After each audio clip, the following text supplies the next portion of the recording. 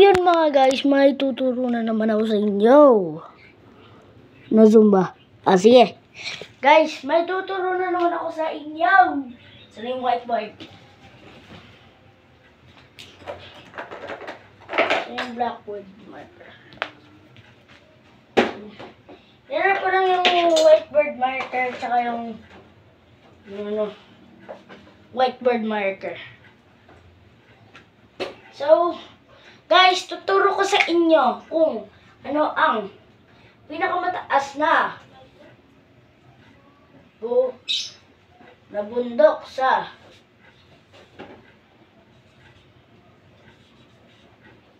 buong mundo. Pangit diba ng mundo? Ano? Ang pinakamalaking bundok talaga sa pinakamalaking bundok ay ang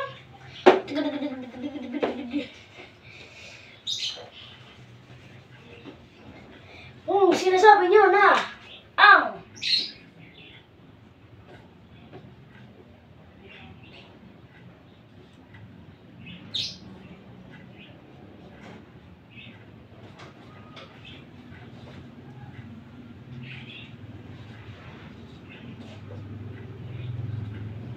sinasabi nyo na ang Mount Everest, ang pinakamalaking pinakamalaking bundok sa buong mundo ay congrats!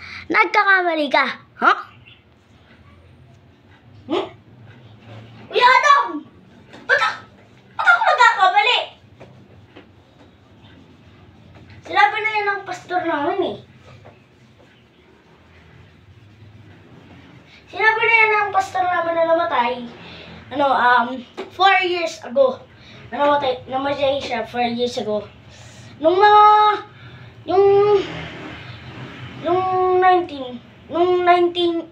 year 90s, na Zumba. Kasi, yung mga year ng 90s, sinabi niya yan na ang pinakamalaking bundok ay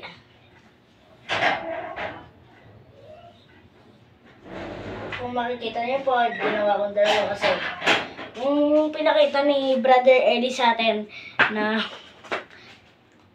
pinakamalaking sa mundo, dalawa siya. Ay siya ay nasa ilalim ng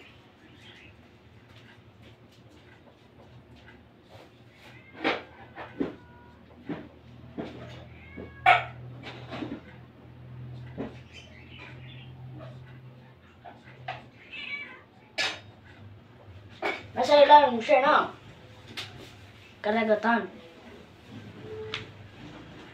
ng mundo.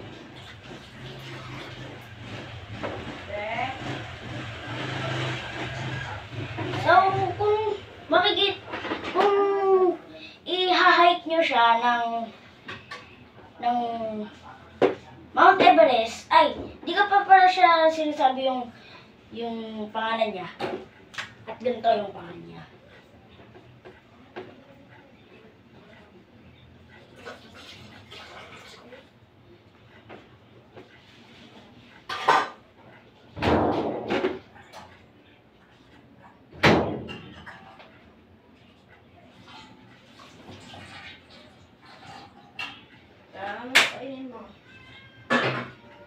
Wait lang po. Ang pangalan ng bundok na iyon ay ang Mauna Kea. Ay.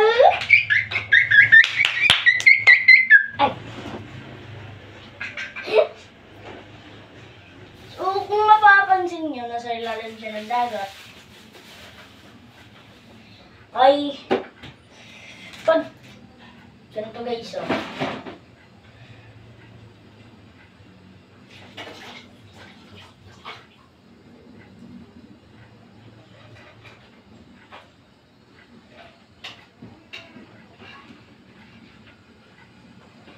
Guys, nasa ilalim siya ng dagat sa Mount Everest.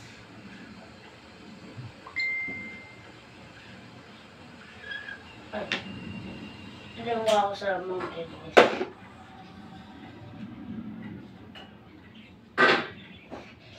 So, guys, palitin mo lang natin yung Mount Everest, guys, ng unti.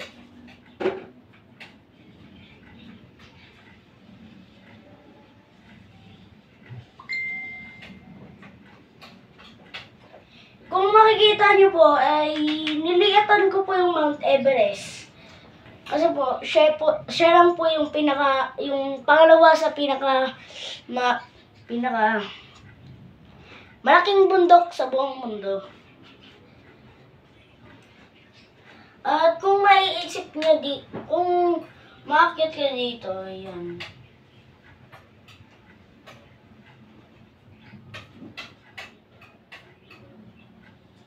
Yan. Ay, kung umakit kayo dyan,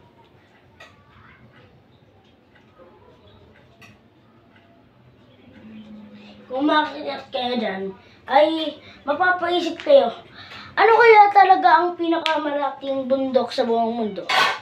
That's a very good question.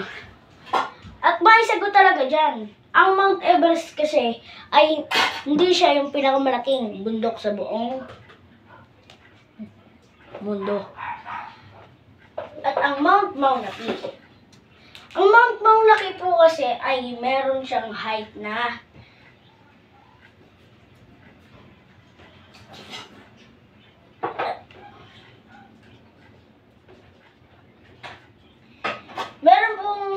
yung Mount Mauna Kea ng 33,000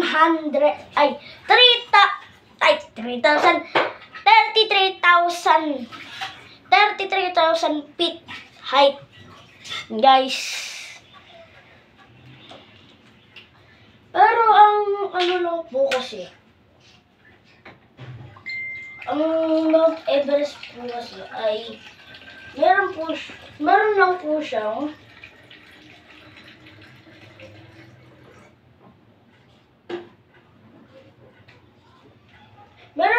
yung 29,029 feet daw po yung ano niya, yung height niya po. So, kung matatanong niyo po kung sino gumawa ng bundok na yan, ay wala po talagang gumawa ng bundok na yan, kundi ang Diyos lang po ang gumagawa ng mga bagay-bagay sa mundo, mga nangyari sa mundo, ganun, mga grass, mga dahon, ganun, mga salita. Lahat po yan ginawa ng Diyos, pati tao. Hindi lang ang magulang ang naggawa ng tao, kundi rin po ang Diyos rin po talaga ang pinaka nagawa ng tao. Simula po ng baby hanggang po sa pagkatanda po natin. Lahat po yan ginawa ng Diyos. So,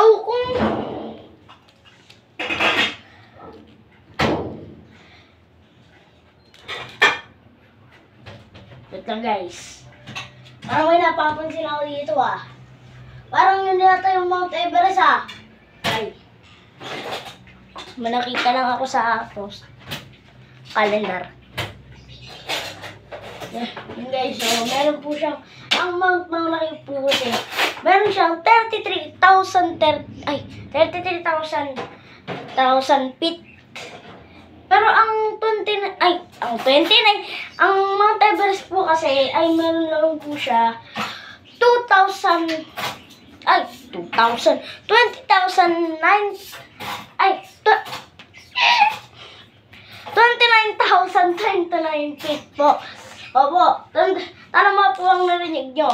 Mas malaki po ang Mount Mauna Kea kaysa po sa Mount Everest. Opo. So,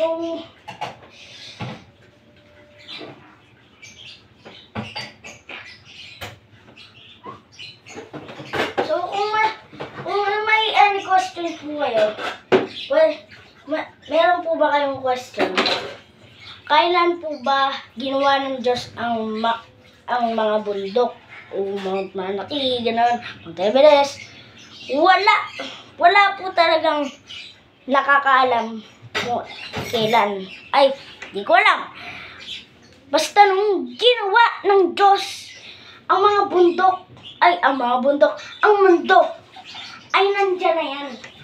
Nandyan na yung mga bundok, nandyan na yung mga ugali, mga hayop, mga puno, ganon. Ano pa ba? Mga dahon. Ganyan po.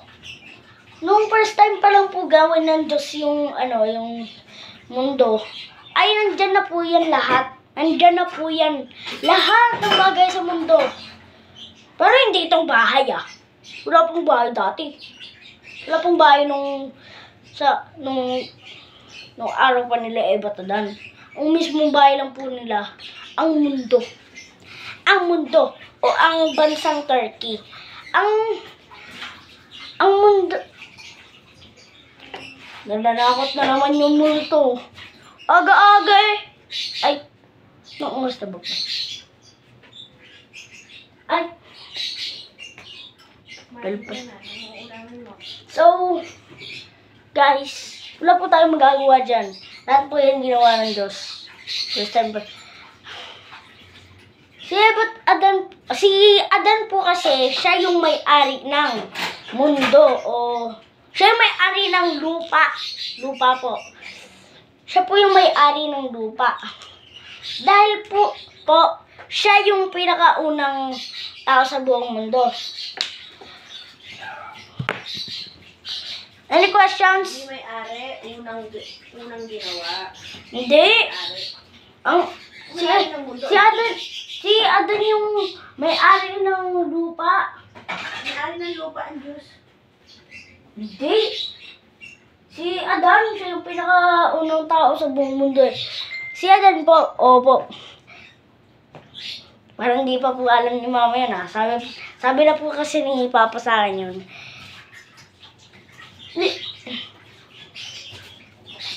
Kalimutan ko na yung sasabihin ko. Kalimutan ko na po yung sasabihin ko. Ano pa? Ano kaya yung pinag... si Adan po ang may-ari ng Diyos. Ay, ang may-ari! Ang may-ari ng Diyos. Ano yun? Ano yun? Si Adan may-ari ng Diyos? Nabubulong na talaga ako, guys. Si Adan yung may-ari ng lupa. Dati po kasi talaga, magkakadikit po yung mga countries, lahat po yung mga lupa na yan, nagkadikit-dikit. Pero ang Diyos po, nagalit. Nung pinatay yung Panginoon nating Jesus, nagalit po ang Diyos. Nagalit po ang Diyos dahil pinatay ng mga Romano ang ating Panginoong Jesus na makapangyarihan sa lahat. Doon po, sa sobrang galit po talaga ng Diyos, ay kung matatanong niyo po kung ilang porsyento, 1,000%. Opo. Kung masasabi niyo po na 10 lang yung utos ng Diyos, hindi na po 10. 10,000 mahigit! Oh my God, my friend! 10,000 mahigit po! Simula po nung namatay ang ating Panginoong Jesus. Opo. Grabe po, no? Simula lang po nung namatay yung Panginoon po nating Jesus, naging 10,000. Alam kong 10 lang tong daliri ko. Pero 10,000 po na po yung utos ng Diyos simula po nung namatay po yung Panginoon nating Jesus.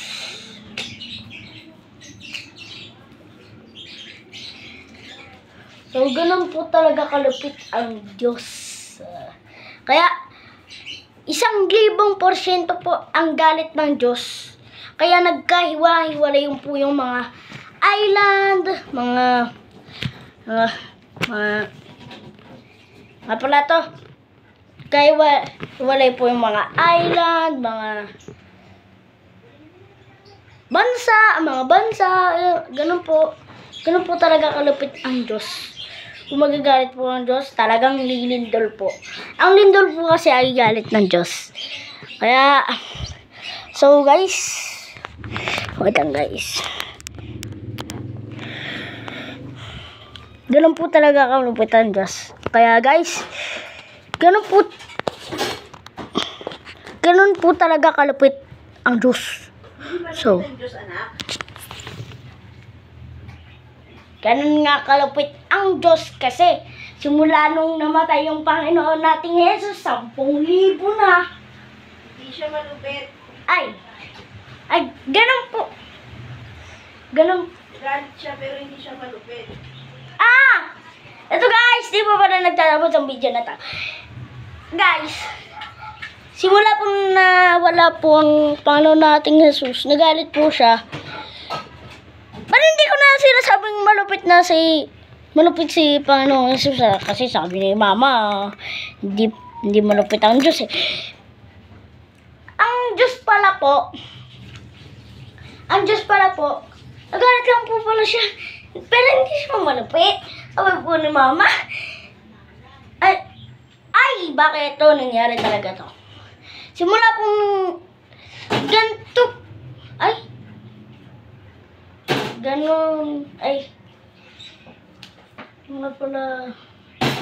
mga pala sasabihin ko, nakalimutan ko na. Wait lang guys, isipan ko muna. Sorry guys, i-rewind nyo na lang po ito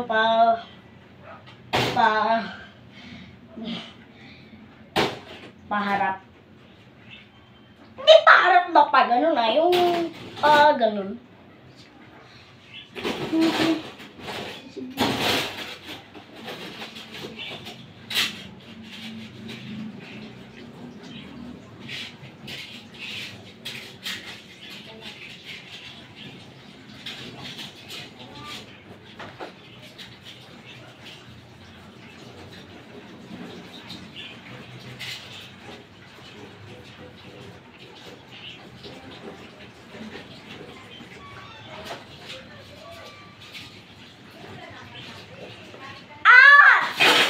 Ang Diyos po pala ang naghiwalay ng mga island.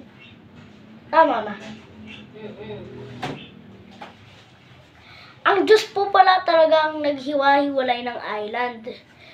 So, kung masasabi nyo na ang lindol ang naghiwa-hiwalay ng island, ang Diyos po ang naghiwa-hiwalay ng island. So, guys, na-zoom yata guys. Ay, hindi! So guys, huwag niyo kalimutan mag-like, share, subscribe. Ay, wait, saglit lang.